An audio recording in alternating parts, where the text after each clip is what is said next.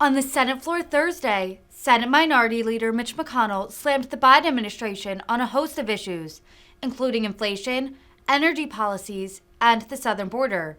The top Senate Republican claimed, quote, "After 2 years of total Democrat control in Washington, we've seen how reckless spending comes home to roost in the form of decades-high inflation and shrinking paychecks for working Americans."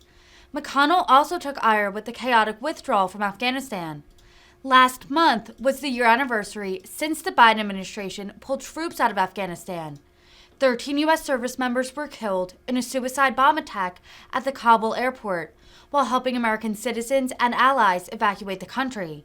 McConnell vowed Senate Republicans, quote, "will continue to pursue answers to tough questions about why the Biden administration ran headfirst into this national embarrassment."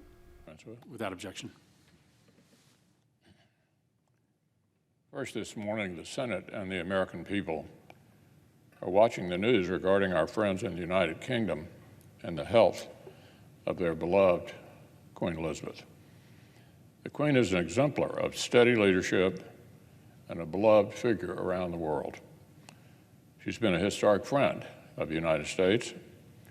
The decades of her reign have seen a profound deepening of the special relationship between our two countries that has literally changed the world. The Queen, the royal family, and all our friends in the United Kingdom have our thoughts and our prayers. Now, on a completely different matter, I've been talking all week about the ways that liberal policies hurt American families in their daily lives. After 2 years of total Democrat control in Washington, we've seen how reckless spending comes home to roost in the form of decades-high inflation and shrinking paychecks for working Americans. We've seen what happens when one of our two major political parties decides in its rhetoric, in its personnel, and in its policies that keeping our streets safe, our borders secure, and criminals behind bars are simply not their priorities. And despite multiple glaring cautionary tales, both at home and abroad, we're seeing the early warning signs of our Democratic colleagues' hostility to an all-of-the-above American energy strategy. In Europe, some of America's closest allies are reaping the painful effects of years of short-sighted green policies. By swapping affordable and reliable domestic power for half-baked fads, our friends have placed themselves at the mercy of Vladimir Putin to meet demand ahead of another cold winter. Working families and small businesses are taking this trade-off on the chin. I saw one shop owner in Ireland explain she's just had to pay almost as much for 2 months of electricity as she did throughout all of last year. Unfortunately, millions of Americans can sympathize. An estimated 20 million U.S. households are already behind on their energy bills thanks to Democrats' runaway inflation. And out in California, state and local Democrats have wasted no time taking things even farther in the wrong direction.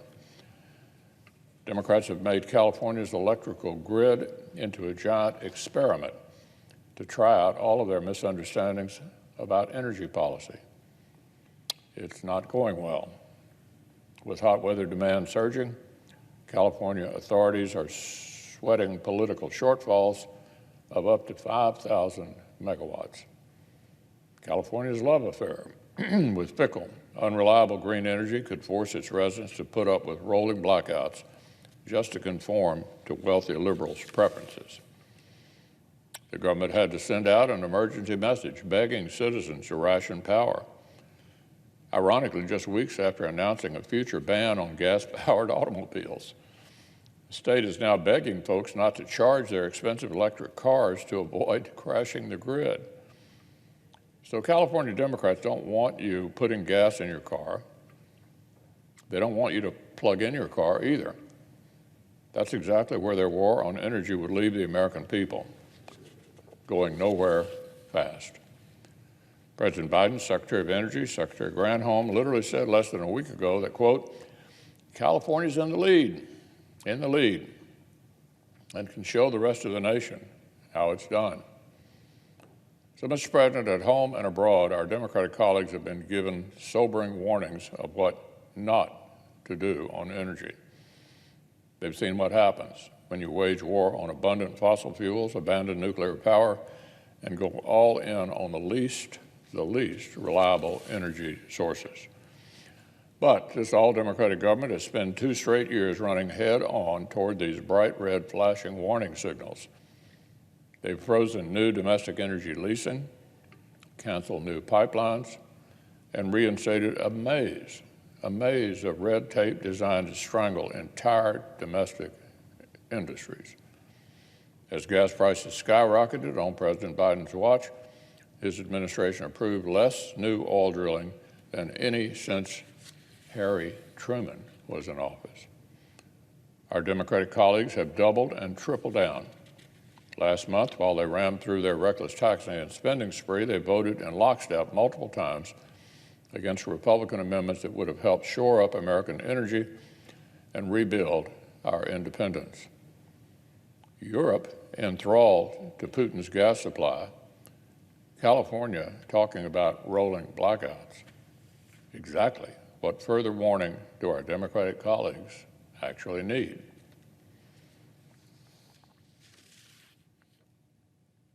Now, on another matter, in January 2019, a bipartisan supermajority of the Senate voted for an amendment I authored warning that the precipitous withdrawal of United States forces from Afghanistan could put at risk hard-won gains and United States national security. 2 years later, senior experts and advisors repeated the same warning to President Biden.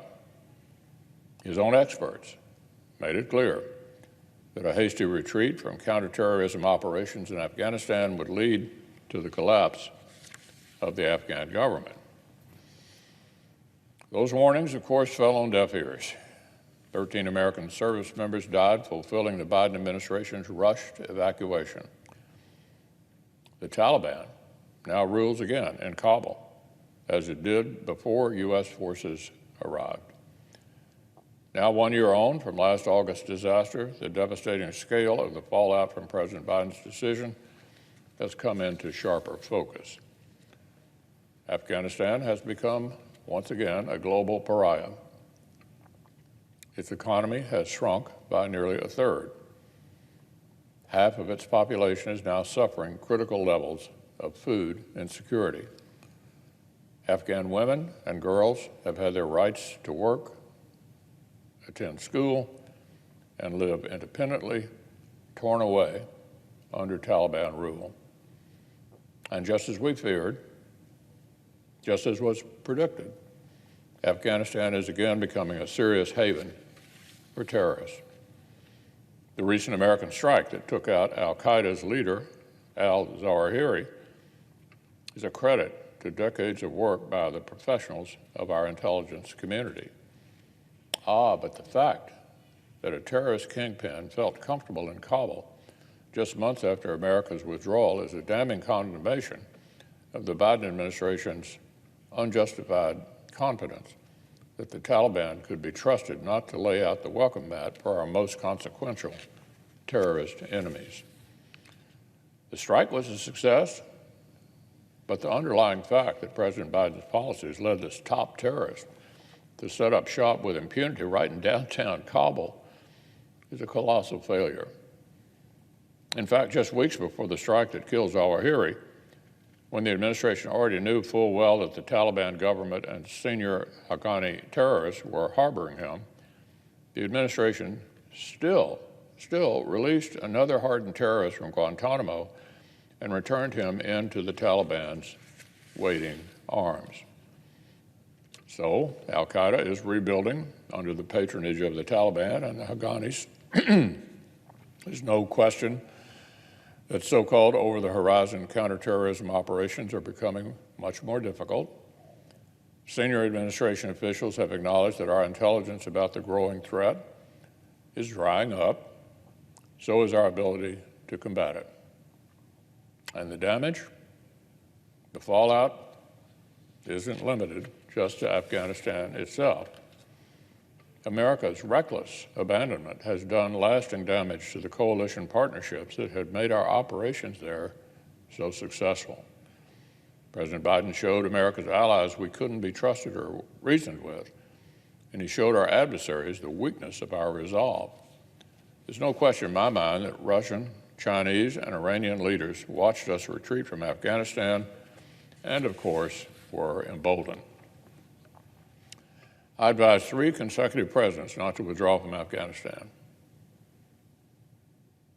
3 of them. I believed a small residual presence was sustainable, would help us keep pressure on the terrorists, and protect us here at home. General Frank McKenzie, CENTCOM commander during the withdrawal, has said repeatedly that he voiced the very same view to President Biden.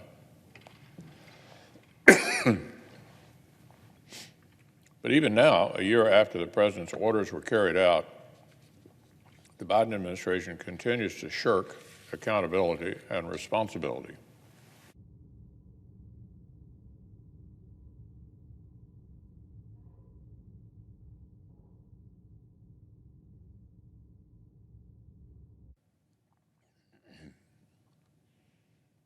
The fact their haphazard scramble required an unprecedented airlift was not a success. It was a failure. The fact that over a year later, the administration still cannot really account for who they brought into our country, while both Americans and vulnerable Afghan partners still remain in Afghanistan as we speak, is not a success. It's a failure. President Biden has rejected practically every part of his predecessor's agenda, foreign and domestic. But he pretends he was somehow powerless to offer the previous administration's after the previous administration's Doha agreement to pull out of Afghanistan. The one time President Biden decided the previous president had it right. Of course, the truth is that President Biden wanted to withdraw from Afghanistan. He campaigned on it. According to public reports, he spent the entire Obama administration pushing back against the general's advice not to cut and run. And once in office himself, he pushed ahead. Senate Republicans will continue to press for accountability. We'll continue to pursue answers to tough questions about why the Biden administration ran headfirst into this national embarrassment. And just as importantly, we'll also keep pushing to rebuild America's military, both to meet major threats from Russia and China and to defend the terrorist challenges President Biden has left to fester.